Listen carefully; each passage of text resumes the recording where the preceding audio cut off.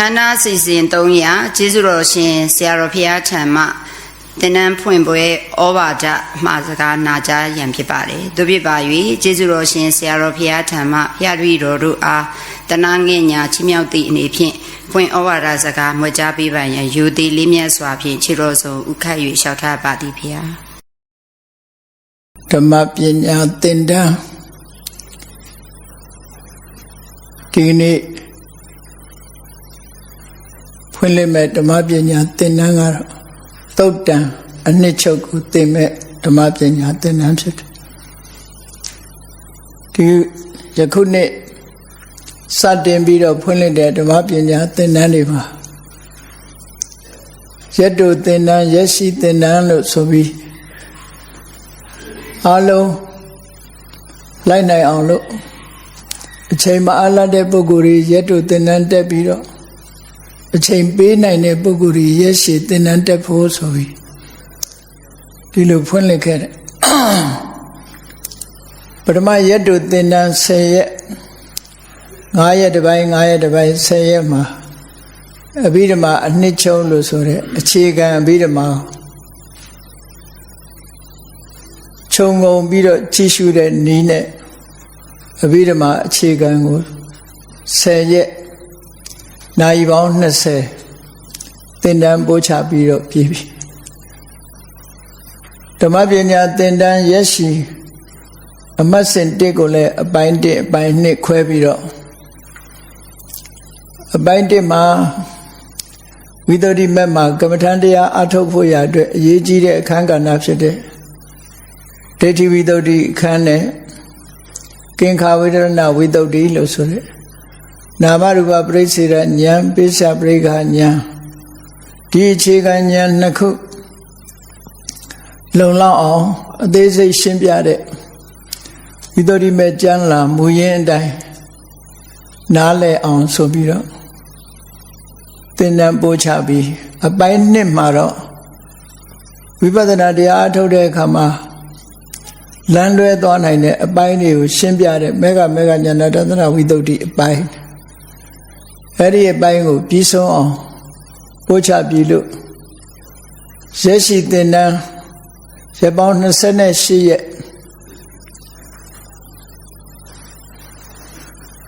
အဲ့ဒီရက်ပေါင်း28ရက်နိုင်ပေါင်း56နိုင်ပေါ့နော်အဲ့ဒါလောက်သင်တန်းပို့ချလို့ပြည့်စုံသွားပြီအခုတော့ဓမ္မပညာသင်တန်းရက်တူအမှတ်စဉ်2မှာသုတ်တံအနှစ်ချုပ်ဆိုတဲ့ဘာသာရပ်ကိုသင်ကြားဖို့ဒီနေ့သင်မဲ့ဘာသာရပ်ကိုမဟာသတိပဋ္ဌာန်သုတ်ကိုရွေးချယ်ပြီးတော့ထားတယ်ဘာဖြစ်လို့မဟာသတိပဋ္ဌာန်သုတ်ကိုရွေးချယ်ရတယ်လဲလို့ဆိုရင်ဒီမဟာသတိပဋ္ဌာန်သုတ်ရဲ့ထူးခြားချက်တွေကတော့ကျင့်စဉ်တစ်ခုတည်းနဲ့အကျိုး9မျိုးကိုဖော်ထုတ်ပေးနိုင်တဲ့ကျင့်စဉ်တစ်ခုဖြစ်သောကြောင့်ထူးခြားအားဝယ်ကောင်းတဲ့သုတ်တစ်သုတ်လည်းဖြစ်တယ်။နောက်ပြီးတော့ဘုရားအဆူဆူဒီသုတ်တန်ကိုဟောကြားပြီးဒီသုတ်တန်ကျင့်စဉ်အတိုင်းကျင့်ပြီးတော့မိမိတို့ကိုယ်တိုင်လည်းဘုရားဖြစ်သို့ရောက်တယ်တပည့်တော်ဝကတွေကိုလည်းတန်တရားဝဆင်းကလွတ်ကင်းစေနိုင်တဲ့ရတ္တမေရတ္တဖို့ဆိုတဲ့တရားဓုတရားမြတ်ကိုရစေပြီးနိဗ္ဗာန်ကိုမျက်မှောက်ပြုနိုင်တယ်ဘုရားအဆူဆူမစွန့်တဲ့သုတ်တန်လို့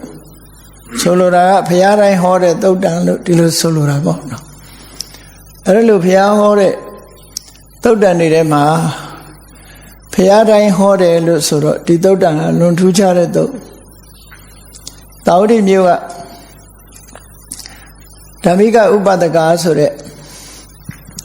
ဥပဒကခြံရံ900ရှိတဲ့အဖွဲ့တစ်ခုရှိတယ်ခုခေတ်လိုပဲပေါ့ခုခေတ်စကားနဲ့ပြောမယ်ဆိုရင်တော့အဖွဲ့ association တစ်ခုလူ900ပါဝင်တဲ့ဗုဒ္ဓဘာသာအဖွဲ့အစည်းတစ်ခုခေါင်းဆောင်ဖြစ်တဲ့ဓမ္မိကဥပဒကကြီး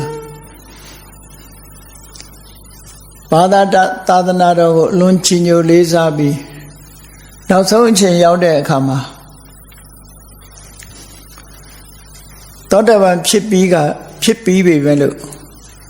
သောတာပန်ဖြစ်ထားတဲ့ပုဂ္ဂိုလ်ရဲ့တရားတရားအလွန်ထက်မြက်တော့သူနောက်ဆုံးအချိန်လေးမှာ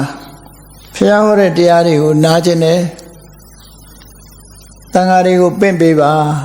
ဆိုတော့သာသမီတွေကတန်ဃာတွေကိုပင့်ပေးတယ်ယဟန်တန်ဃာတွေကသူလဲလျောင်းနေတဲ့ညောင်ဆောင်ပတ်လည်မှာနေရာယူကြပြီးတဲ့အခါဘာတရားနာကျင်တော့လို့မေးတော့ဘုရားဆူဆူဟောခဲ့တဲ့မဟာတတိပဋ္ဌာနာတုတ်ကိုပဲနောက်ဆုံးချိန်မှာနာကျင်ပါတယ်လို့ဓမ္မဝရမှာဒီလိုမှတ်တမ်းတင်ထားတာရှိတယ်အဲ့တော့အဲ့ဒီစကားအရာဆိုရင်ရိယပုဂ္ဂိုလ်တွေဟာလဲသောတာပန်ဒီနော်သောတာပန်စတဲ့ရိယပုဂ္ဂိုလ်တွေဟာလဲအဗ္ဗဓမ္မဒီမဟာတတိပဋ္ဌာနာတုတ်ကိုမျက်နှိုးရှိတယ်ဆိုတာသူတို့ကိုယ်တိုင်လဲနေ့စဉ်နဲ့မြကာယဝေဒနာစိတ်ဓမ္မလို့ဆိုတဲ့ဒီအာယုန်တွေနဲ့ပဲမိမိတို့စိတ်လေးကိုထိမ့်သိမ့်ပြီးတော့စိတ်ပြည့်ဖွယ်ညင်းငွေ့ဖွယ်ရှုပ်ထွေးလာတဲ့လောကရဲ့အာယုန်တွေကနေပြီးတော့ရှောင်တိမ့်ပြီးတော့နေကြတယ်လို့ဒီလိုနားလဲရတယ်ရှောင်တိမ့်နေတယ်ဆိုတာပဋိသင်္လာနလို့ခေါ်တယ်ပဋိသင်္လာနတယောက်ထိကိန်းအောင်တယ်ဆိုတာပဋိဆိုတာထိုတို့အာယုန်စိတ်ဟာထိုတို့အာယုန်နေမြင်ရတဲ့အာယုန်ကြားရတဲ့အာယုန်ထိုတို့အာယုန်လောကအာယုန်စိတ်နောက်เสียစိတ်ပူเสียအာယုန်နေစိတ်ကကိလေသာမရှိရင်တော့မနောက်ဘူးပေါ့သို့တော့ဒါတွေဟာစိတ်နောက်เสียအာယုန်နေလို့ပဲဆိုရတယ်နိဗ္ဗာန်အာယုန်လို့ငြိမ်းချမ်းတဲ့အာယုန်မဟုတ်ဘူးအဲ့ဒီစိတ်နောက်เสียအာယုန်တွေကိုစိတ်ကိုမပုတ်လှုပ်ဖဲနဲ့အာယုန်တွေကနေဆုတ်ခွာပြီးတော့ကမ္မထာအာယုန်တစ်ခုတည်းမှာပဲငြိမ်ဝတ်နေစေတာကိုပဋိသင်္လာနလို့ခေါ်တာပဋိသင်္လာနဒါကိုဘာသာပြန်တဲ့အခါကျတော့တဘာဒီကိန်းအောင်တယ်တယောက်ထိနေတယ်ဆိုတဲ့အဓိပ္ပာယ်ကိုရေးတာစကားလုံးအဓိပ္ပာယ်ကအမြဲတမ်းအဓိပ္ပာယ်ရှိတယ်ပဋိဆိုတာစိတ်ပူစရာစိတ်နှောက်စရာအာယုန်တွေကမိမိစိတ်ကိုဆုတ်ခွာစေပြီးတန်လာနာကမ္မထာအာယုန်တစ်ခုတည်းပေါ်မှာငြိမ်ငြိမ်လေးနေတာကမ္မထာအာယုန်လေးနဲ့ငြိမ်ငြိမ်နေတာကိုပဋိသင်္လာနာလို့ခေါ်တယ်မြတ်စွာဘုရားကိုယ်တိုင်ကလည်းပဋိသင်္လာနေယောဂမပိစထစေတယံတို့ပဋိသင်္လာနာအပေါ်မှာအထောက်ကြလို့တိုက်တွန်းလေးရှိတယ်နော်ပဋိသင်္လာနာမှာကြိုးစားအထောက်ကြလို့ဆိုကိုယ်စိတ်တွေကိုပူပန်စရာအာယုန်တွေစီမသွားစေပဲနဲ့လူတွေကပြောကြတယ်ဒါမိဘတွေကလည်းသားသမီးတွေဆုံးပါတယ်ဟဲ့ဒီနေရာမသွားနဲ့ဟိုမသွားနဲ့ဒီမသွားနဲ့ဒီမှာပဲနေလို့ဆိုတာမျိုးတွေပြောကြတယ်လို့သို့တော့ကိုယ်စိတ်ကိုပြောဖို့တော့မေ့မနေကြကိုယ်စိတ်ကိုအေးမြင်တဲ့အာယုံကြားတဲ့အာယုံအဲ့ဒီအာယုံတွေစီမသွားစေနဲ့ကိုယ်စိတ်လေးကိုကပ္ပထာအာယုံစီပဲပုတ်လွတ်ထားတာအဲ့ဒါကိုပဋိသင်္လာနလို့ခေါ်တာပဲအဲ့ဒီပဋိသင်္လာနလို့ဆိုရက်ကိန်းအောင်ဖို့အတွက်အကောင်းဆုံးအာယုန်တွေကဘာတွေတုံးဆိုရင်ကာယစိတ်တဝေဒနာဓမ္မလို့ခေါ်တယ်မဟာသတိပဋ္ဌာန်သုံးမှာဟောတဲ့တရားတွေအဲ့ဒီအာယုန်တွေကတစ်ခုခုပေါ်မှာမိမိစိတ်ကိုယဉ်နာပြီးတော့ငြိမ်ဝတ်စွာနေထိုင်စေတာဒါကိုပဲကမ္မထာအထုတ်တယ်လို့ခေါ်နေကြတာပေါ့နော်အဲ့တော့ဘုရားဆူဆူဟောတော်မူခဲ့တဲ့ဒီမဟာသတိပဋ္ဌာန်သုံးအင်တမကမ္မထာအထုတ်တိုင်းအရေးပါသတိပဋ္ဌာန်တရားအာမထုတ်ပဲနဲ့ဘယ်ဖို့ကိုမှမဲ့ဖို့နေပါမရဘူးလို့ဆိုတော့တချို့ကစဉ်းစားကောင်းစဉ်းစားလိမ့်မယ်ဝိသခါ9နှစ်သမီးတရားနာပြီးတော့သောတပန်ဖြစ်သွားတယ်ဘာတရားမှအာမထုတ်လိုက်ရဘူးဘယ်ရိတ်တာမှမသွားလိုက်ရဘူးလို့လူထင်ကောင်းထင်မှာပေါ့သို့တော့ဝိသခါသောတပန်ဖြစ်သွားတာဟာလေကာယဝေဒနာစိတ်ဓမ္မဒီတစ်ခုတည်းကဒီတစ်ခုခုအာယုန်နဲ့ဆိုလိုတာကရသော်ဘုရားတရားဟောနေတဲ့အချိန်မှာဒီအာယုန်တွေကလွတ်ပြီးတော့ဟောတာမဟုတ်ဘူးဘုရားဟောတဲ့တရားအာယုန်တစ်ခုပေါ်မှာအာယုန်စိုက်ပြီးတော့သူကသောတပန်ဖြစ်သွားတာဆိုတော့ဒီတတိပဋ္ဌာန်တရားကျင့်စဉ်နဲ့ပဲသောတပန်ဖြစ်တယ်ဘယ်လိုတတိပဋ္ဌာန်ကျင့်စဉ်ဖြစ်တုံးဆိုဘုရားတရားတော်ကိုအာယုန်စိုက်ပြီးတော့နာဖို့ကြိုးစားတာကတမ္မာဝါယာမပဲဒီတရားပေါ်မှာအာယုန်စိုက်နေတယ်ဆိုတာကတမ္မာတတိပဲ ဒီပေါ်မှာစိတ်ကလေးငြိမ်သွားတာကတမ္မာသမာဓိပဲဒီတရားတော်ကိုနှလုံးသွင်းဆင်ခြင်သုံးသပ်နေတာကတမ္မာသင်္ကပ္ပသိမြင်သွားတာကတမ္မာဒိဋ္ဌိကျွတ်တင်ပြီးတော့ကိုချင်းတရားကောင်းအောင်လုပ်ထားတာတမ္မာဝါစာတမ္မာကမ္မန္တတမ္မာဆိုဟောဒီမဲခင်၈ပါးပဲအဲ့ဒီမဲခင်၈ပါးထဲမှာတမ္မာတတိဆိုတာဒီတတိပဋ္ဌာန်ကိုပြောတာပဲဒါကြောင့်မို့လို့ဘယ်ပုဂ္ဂိုလ်ပဲဖြစ်ဖြစ်ဘယ်တရားနာလို့ကျွတ်တာပဲဖြစ်ဖြစ်ဒီလမ်းကြောင်းတွေကလွတ်သွားတာမဟုတ်ဘူးဒီလမ်းကြောင်းကသွားတယ်လို့ချင်းပုံချင်းဤဒါကွာတာအချိန်ပိုင်းသာကွာတာပဒါစာရီကလည်းတရားနာရင်ကနေကျွတ်တရားရသွားတယ်တဏ္ဍတိမတ်ကြီးကလည်းတရားနာရင်ကျွတ်တရားရသွားတယ်ဆိုတဲ့ပုဂ္ဂိုလ်တွေဟာဒီတတိပဋ္ဌာန်တရားပွားပြီးတော့ကျွတ်တာကြီးပဲလို့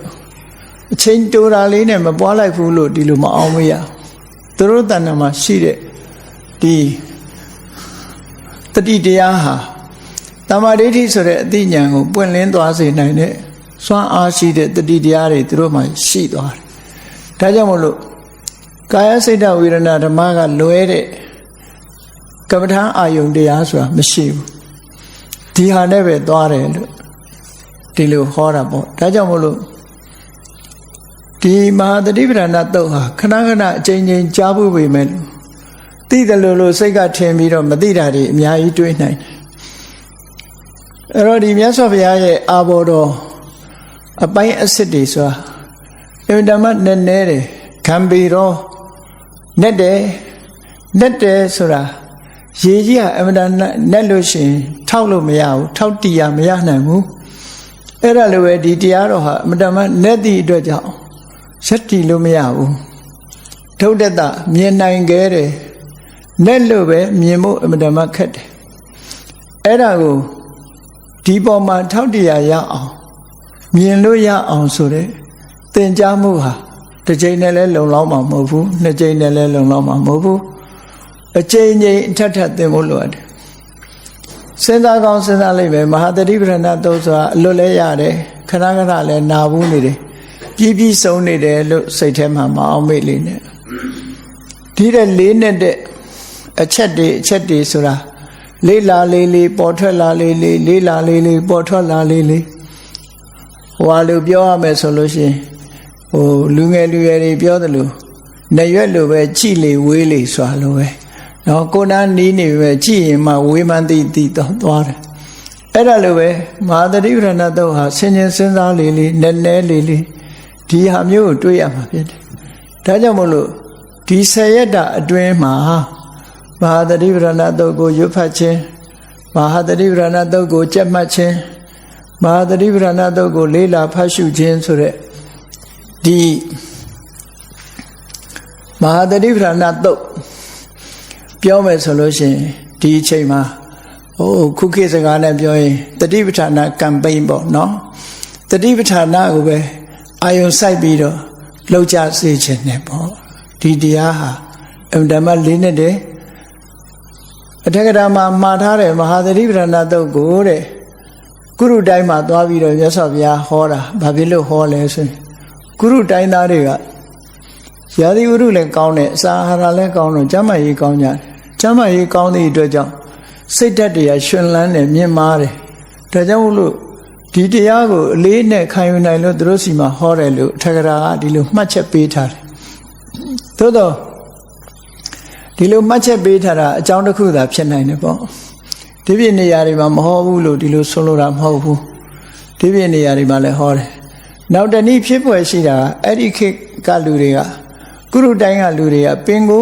ကိုချင်းတရားကောင်းကြတယ်လို့ပြောဒါကြောင့်မို့လို့၅ပါးသီလကိုကုရုဓမ္မလို့ခေါ်တာရှိတယ်တချို့လည်းဂရုဓမ္မလို့သုံးတာရှိတယ်ပေါ့နော်ဂရုဓမ္မဆိုတာအလေးပြုရတဲ့တရားကုရုဓမ္မဆိုတာကုရုတိုင်းသူတွေတိုင်းသူတိုင်းသားတွေကသဘာဝအတိုင်းကြင်ကြံကြိုးကိုအထုတ်လိုက်နာကြတဲ့စီကံချက်တွေသူတို့ရဲ့ယဉ်ကျေးမှုလို့ဒီလိုဆိုရမှာကုရုတိုင်းသားတွေရဲ့ယဉ်ကျေးမှုသူများတဲ့တတ်မှုရှောင်းတယ်သူများဥစ္စာခိုးတာရှောင်းတယ်ကာမဂုဏ်အာယုန်တွေပြင်းမာတာမျိုးရှောင်းတယ်လိန်ပြောတာရှောင်းတယ်အယက်သေးတာရှောင်းတယ်ဒါကုရုတိုင်းသားတွေရဲ့ကိုချင်းတရားလို့ဆိုလို့တယ်သဘာဝအတိုင်းကျင့်ကြတဲ့ကိုချင်းတရားအဲ့ဒီကိုချင်းတရားတွေကိုကျင့်ကြံကြိုးကိုအထုတ်ပြီးတော့နေကြလို့ကုရုဓမ္မအဲ့တော့ဒီလူတွေကဘာနဲ့ဥပမာတူတော့ဆိုရင်ပကြီးကားချက်ကြီးမှာ အစင်နဲ့ပကြီးကကြကြီးကြက်ပြီးသားဟောရင်ဆေးချယ်ယုံမဲ့သို့မဟုတ်အယုတ်ဆွဲယုံမဲ့အစင်နဲ့ပုံစံမျိုးဖြစ်တယ်ပေါ့ဒါကြောင့်မို့လို့မြတ်စွာဘုရားကအင်တန်ချင်းနေကောင်းတဲ့ကုရုတိုင်းသားတွေကိုလက်တွေ့ကျင့်သုံးဖို့ဆိုပြီးတော့ဒီတတိပဋ္ဌာန်တရားကိုဟောတယ်လို့ဒီလိုဆိုတာအဲ့တော့ဒီတတိပဋ္ဌာန်တရားဟာအင်တန်မှလေးစားလိုက်နာပြီးတော့နေ့စဉ်နဲ့အမျှကိုယ့်ဘဝမှာဒါလက်ဆွဲထားပြီးတော့အမြဲတမ်းကျင့်ကြံကြိုးကိုအထောက်အမဲ့ဒေသနာတော်ဖြစ်တယ်ရှုဖတ်တဲ့စေရအောင်ကြက်ပြီးတော့ဒါကိုစိတ်ထဲကအတိတ်ပဲသိပြီးတဲ့အခါမှာနှလုံးသွင်းဆင်ခြင်ပြီးတော့ဒီတရားကိုအာယုံပြုနေရင်လည်းပဲဟိုစိတ်ညစ်စရာစိတ်ပူစရာစိတ်နောက်စရာဆိုတဲ့ကာမအာယုန်တွေကနေပြီးတော့ဆုတ်ခွာပြီးတော့မဟာသတိပဋ္ဌာန်သုတ်ဆိုတဲ့အာယုန်လေးတစ်ခုပေါ်မှာနေခြင်းဟာလည်းပဲပဋိသင်္လာနာထဲမှာပါဝင်နိုင်တယ်ပေါ့ဒါကြောင့်မို့ဒီရက်10ရက်ဟာသတိပဋ္ဌာန်အတွက်အချိန်ပေးတဲ့ရက်10ရက်ဖြစ်ဖို့ကြိုးစားအထောက်ကြဖို့လိုအပ်တယ်ပေါ့သိအောင်လဲကြိုးစားအထောက်ရမယ်နားမလဲလဲနားလဲသည့်ထိအောင်ကြိုးစားအထောက်ဖို့လိုအပ်တယ်နားမလဲရင်ဆွေးနွေးရမယ်မေးမြန်းရမယ်အဲ့ဒီလို discussion ချိန်လည်းရှိတယ်အဲ့ဒီအချိန်မှာဒီမှာသတိပဋ္ဌာန်သုတ်ကိုအာယုံစိုက်ပြီးတော့လေ့လာစီဖို့ကြမယ်တခြားမေးခွန်းတွေဟိုမေးဒီမေးတွေကိုယ့်ရင်ထဲကမရှင်းတဲ့ကြံတဲ့တချို့ကိစ္စတွေကအရေးမပါတာတွေရှိတယ်ပေါ့ဥမာမဲ့ဘယ်သူကတော့ဘယ်လိုပြောတယ်ဘယ်ဝါဘယ်လိုပြောတယ်သူကသူပြောချင်တာပြောနော်အရေးကြီးဆုံးကကိုသိတဲ့အသိမမှားဖို့အရေးကြီးတယ်သူများမှားတာကိုယ်နဲ့မဆိုင်ဘူးလောကမှာဒီမှားတာတွေကိုလိုက်ပြင်ရမယ်ဆိုရင်ဖះတဆူတဲ့တောင်လောက်မှာမဟုတ်ဘူးအမားတွေကတော့ရှိနေပါပဲဖះပြင်တဲ့အမှားဖះပြင်ပေးတာတောင်မှဆက်မှားနေတဲ့ပုံကိုယ်တွေအများကြီးရှိသေးတယ်အဲ့တော့ဒါတွေပေါ်မှာမကြိုးစားနဲ့ကိုကြိုးစားရမှာပါတော့ကိုအသိဉာဏ်မှန်ကန်မှုအတွက်တတိပဋ္ဌာန်တရားတစ်ခုတည်းကိုအာယုံစိုက်ပြီးဒီရက်10ရက် retreat ပေါ့နော်ဒီ retreat ဟာပရိသတ်ဒီမဟာတတိပဋ္ဌာန် retreat ပေါ့နော်မဟာတတိပဋ္ဌာန် campaign ပေါ့အဲ့ဒါလို့စိတ်ထဲမှာအာယုံထားပြီးတတိပဋ္ဌာန်နဲ့ပတ်သက်ပြီးတော့သိเสียမှတ်เสียတွေတို့တွေသိအောင်အာယုံစိုက်ပြီးကြိုးစားကြမယ်ဒီတတိပဋ္ဌာန်သုတ်ရဲ့ဒီအဆိုအမိတ်နေမှတပါတခြားဟာတွေပေါ်မှာတို့စိတ်မရောက်အောင်ထိမ့်ပြီးဒီဟာကိုပဲအာယုံပြုပြီးတော့သင်ကြားကြမယ်လို့စိတ်ထဲမှာနှလုံးသွင်းပြီးတော့ဒီ10ရက်တာမဟာတတိပဋ္ဌာန်သုတ်တံအနှစ်ချုပ်ကိုအာယုံစိုက်ပြီးတော့တာဓုကံသူနောထမနတိကရောထသူနောထတာဓုကံမနတိကရောထလို့မြတ်စွာဘုရားအမြဲတမ်းတတိပေးတဲ့စကားတော်အတိုင်းပဲနားဆိုင်ထောင်ပြီးတော့ကြာကြာနာနာအာယုံစိုက်ပြီးတော့နှလုံးသွင်းကမဟာတတိပဋ္ဌာန်သုတ်ကိုလေ့လာသင်ကြားပွားများအားထုတ်နိုင်ကြပါစေသာ